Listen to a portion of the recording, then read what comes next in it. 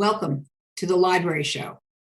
It's the fall, and in the fall, we tend to turn to culture. We come indoors. One of the most wonderful indoor things happening in the Lower Merion Library System will be a November concert. Gilia Hodis, who is the musical director of the Bala Cynwyd Concert Series, is back with us for the first time in 2.5 years. Gilia, welcome to the Library Show. Thank you so much, Lenore. It's so wonderful to be back again. It was a long time that we didn't have these concerts, and I know that I and many other people have missed them. This one is coming up in November, and I'm going to let you talk about the special nature of this particular one, because I know that each of your concerts has its own personality. Oh, that's so nice. Thank you. Well, we are so thrilled to be back here, finally bringing live music in Bala Cynwyd. And this is actually a really special concert for us. This is our 50th year. I wish it was our 50th consecutive year, but the pandemic sort of interrupted that. But this is truly our 50th year. It's a huge milestone for a community concert series that is supported by the community and enjoyed by the community. And we are just so thrilled to be here. So I wanted to do something super special. And we have an incredible artist who has graciously agreed to join us.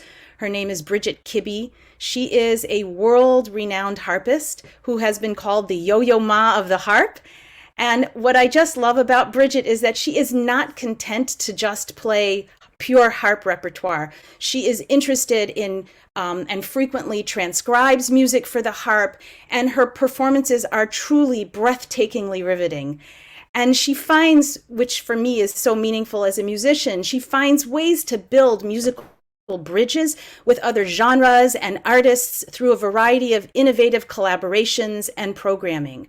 And the title of her program, actually, which is The Sonic Range and Color Spectrum of the Concert Harp, is really a description.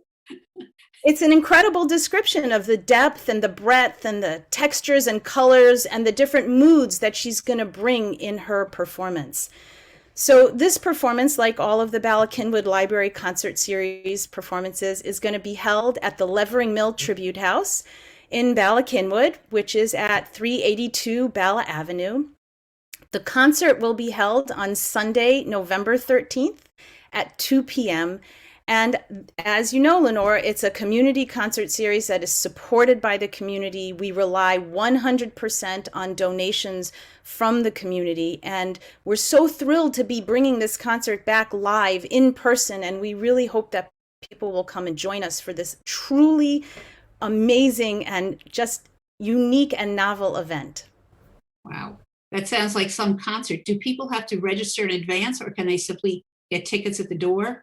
Or are tickets even necessary? So you can just come at the door. We don't sell tickets because it's a free event for the community, which is why we, rely on donations. And I have to say, if you want to go hear Bridget anywhere else, you're going to pay quite a bit of money for her when she performs, whether it's in the Philadelphia at PCMS in their chamber series or in New York. She performs all over the United States and the world. So we are so thrilled to have somebody of her caliber and musicality and spunk and energy joining us. Gilia, it would be great if you could introduce Bridget to our audience, please. Well, so I have to say, through the incredible medium of Zoom, we are able to have Bridget joining us live here, and which is really a thrill. And she's got her beautiful concert harp behind her, and you'll have a moment to hear some of her spectacular playing. So Bridget, thank you so much for joining us. Thank you, Gilia, Lenore, the Library Show, for having me. I am so excited to perform for you all at the Bala Cynwyd Library. And Gilia's been telling me how perfect this will be for the harp. And I have to say, my favorite place to play the instrument is actually in an intimate setting with great acoustics, because the resonance of this baby right here surrounds the audience and creates a hug of sound. And so I think we're going to have a lot of fun excavating, yes, that title is a humdinger, the sounds and expression of this instrument. And we're going to do that through piano masterworks, because I'm inspired by Gilia. I know we all are, and I want to be her. And I'm jealous of that repertoire, which is why I use some of these masterworks of the classical music canon to explore the harp. We'll hear Bach's iconic Toccata and Fugue, which we might hear in a moment. We'll hear Suite Bergamasque of Debussy, which includes that wonderful Clair de Lune.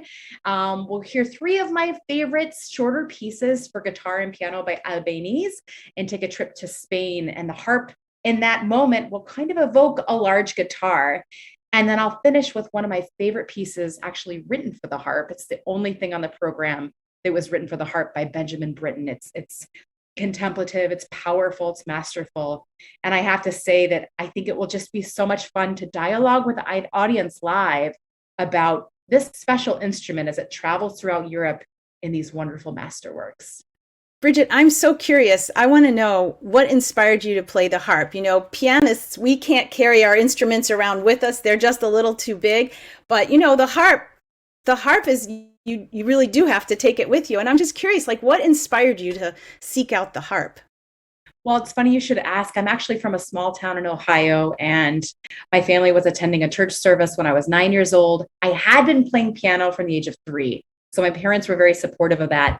But I saw that harpist play in the front of the church, and, you know, her long hair and the gold harp. And I was so impressed with the way she moved with the instrument, but that sound, my jaw hit the floor. My dad noticed, and he said, you know, I think it would be a good transition to try the harp after the piano. Now, then, of course, he had to move the instrument and he had to buy one. So he regretted suggesting it. And now my life is half spent moving this thing around, then tuning it, getting into interesting spaces with it. But I'm so glad I chose it in the end. But here I am returning to piano repertoire.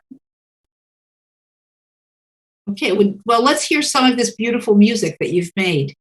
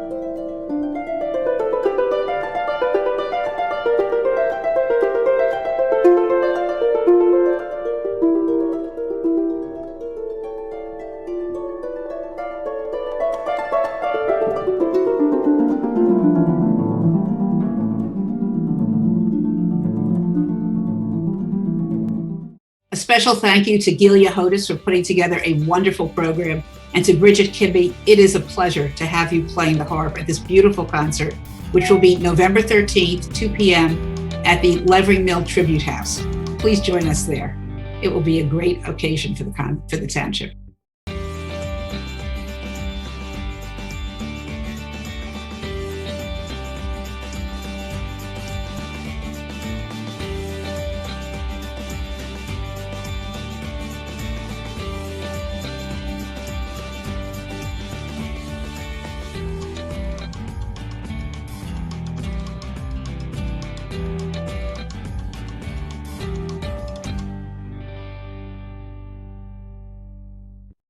Welcome to the Library Show.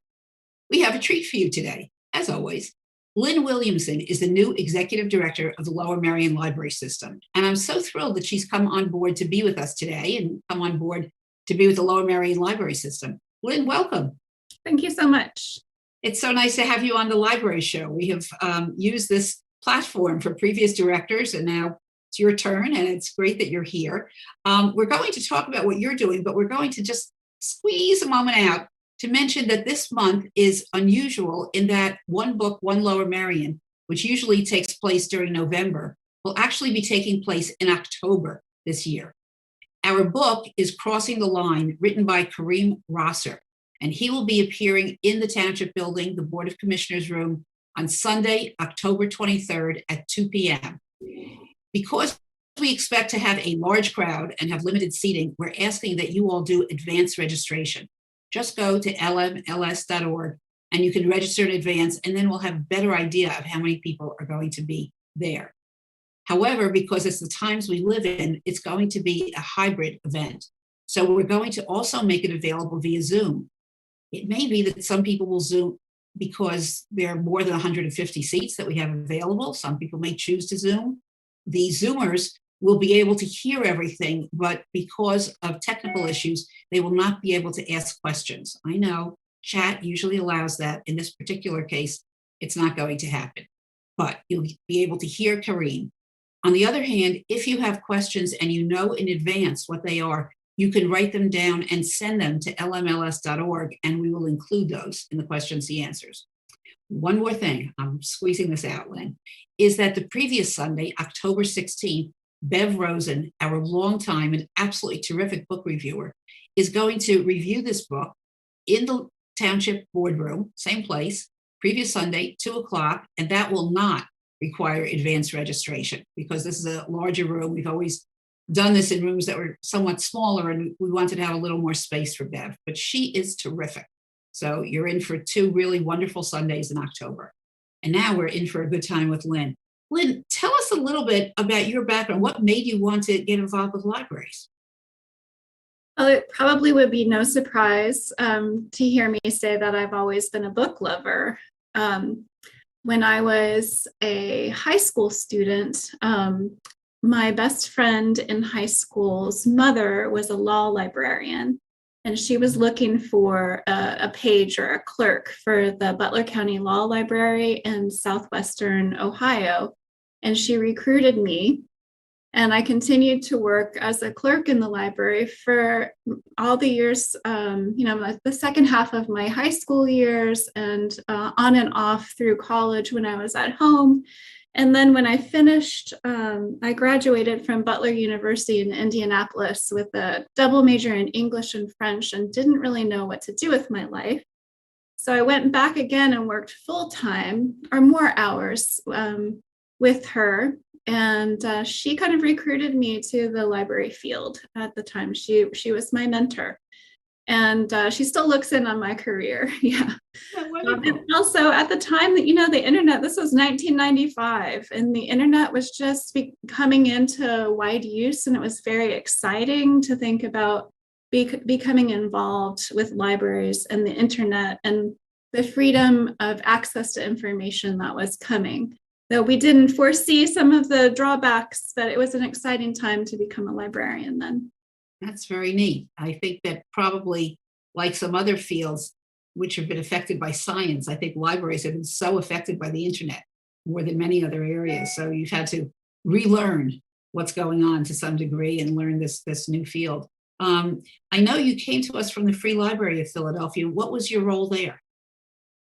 Well, I started with the Free Library in 1995, and I have worked in a lot of different areas of the Free Library. That's one of the great things about my career there is I wasn't in one place for years and years and years. So I was a reference librarian in Germantown at the Green and Shelton Regional Library. I worked at Andorra Library. I worked in the Business and Science Department. I worked on Rittenhouse Square, and then I was a branch manager at Second and Snyder, which you may or may not know is Mummers territory. That was fun for a lot of different reasons. And then a branch manager at another location before I became department head at Central Library for the Government Publications Department, which the Free Library still is a federal depository library. And then I eventually moved over to materials management, which is the technical services part of the Free Library, where we order books and electronic materials and ebooks and things. And I was there for a while, acting chief of materials management. So I got some budgeting experience and technical service experience there. And then eventually I became the chief of neighborhood libraries, which is the role that I held for about 7 years previous to coming here. And that I was responsible for the 49 branches and 3 regionals of the Free Library of Philadelphia. Wow. I was listening to you and I thought of the old expression, join the Navy and see the world. You joined the Free Library and went all around and did everything. It did everything. I mean, it's really not just a testament to your skills and how highly you were thought of, obviously, but what an entire library system can and should be doing. It's extraordinary for those people who think libraries are just about going in and taking out a book. Libraries are so much more these days, which is absolutely really neat. So you've gone from a very big library system to Lower Merion, which I think of as not teeny because we have 6 libraries. So we're a very robust, I would call it a very robust size library system. First question, is there anything that has surprised you when you got here and started to learn about Lower Merion? Well, one impression that I just have had recently is how nice it is. There have been a couple of times already when I'm meeting people for the first time, and it's like a small world here. They'll introduce me to somebody else that also is kind of, part of the group of people that I would like to meet. So it's a small and warm community. Of course, I wasn't surprised by that. I was really pleasantly surprised at the enthusiasm and creativity of the staff and all the different programs that are supported here in LMLS. And, a lot of creativity in offering new types of programs. Chair yoga I learned about, and a bunch of different programs that have not all of them have been tried at the Free Library. So the creative staff have really pleasantly surprised me, and everyone's just been very warm and friendly, and I really do appreciate that. Of course, that's not surprising. No, it's a great system. And I will say that I think COVID had really gave a spur to the imaginations of the librarians, because during those years when the libraries were pretty much shut down, even the idea of the little brown bags that were put on the tables in the vestibule for people to pick up, whether it was for their kindergartners or whether it was for adults, and what the librarians thought of to fill the bags that people could come and take. I thought that was extraordinary. It may seem like a small piece, but they were really working on things that would keep people connected to the libraries. Right, absolutely. And kind of nimble thinking that is important for us to stay current and offer people what they want and need. Mm-hmm. Yes, I think that's true. So in terms of what people want, do you have some goals in your mind as far as what you would like to accomplish here at Lower Merion? Well, it's still early days. I would like to look at some thinking about human-centered design. That kind of means customer service. So looking at customer service from the point of view of different kinds of patrons, and looking through fresh eyes at how our facilities look and what our interactions are like, what our handoff from one staff to another, all the different processes and how those look and feel to our customers, I think is something that I'd like to try. I know that our staff already offers excellent customer service, but there's always room to learn how to improve and make services more efficient. So that's something I'd like to try. Yeah. That's terrific. Well, I'm glad to hear the goals. When David came on board, he was very determined that things would be technologically advanced. And he did that in many ways. And I think it was a combination of the right time and the right person for that. And you're looking at the people and you're looking at outreach, which is obviously what you've had so much experience in and know very well. Engagement. I'm going to ask you the question that is sort of out of left field to some degree. What's your favorite book that you've read in the last, let's say, 6 months? Because I'm sure you're a reader, since you said you were a reader back in high school. I'm assuming you continued. Yeah, you did put me on the spot. I'm sorry. If you can think of your favorite book in the last 5 years, how's that? We'll go back farther. I read a book about Odysseus that was a fictionalized account, and I can't think of the name of the woman author. Circe, Madeline Miller. She lives in Narberth. Yeah. Yes. Oh, okay. It was. I'm a book person too, obviously. My 14-year-old daughter recommended that to me, and I read it because she encouraged me to read it, and I didn't expect to enjoy it as much as I did. But the other book that I read the most recently before coming over was about how to be successful in your first 90 days at a new job. Very relevant. I like that.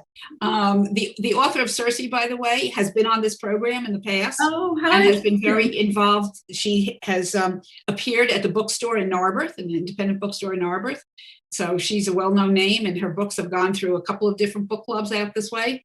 So it's nice that you read her and enjoyed her. It's another example of serendipity and a small world after all, right? Absolutely. It is a small world after all, with apologies to Disney. Well, welcome aboard, Lynn. It's great to have you here. Thank you so much for appearing. And I'm going to grab the last moment of the show to just remind people again, this month is One Book, One Lower Merion, and the book is Crossing the Line by Kareem Rosser. He will be appearing on Sunday, October 23rd. Please check lmls.org to register in advance. And also, don't forget the book review on Sunday, October 16th with Bev Rosen, 2:00. Okay. Thanks so much for joining us for the Library Show.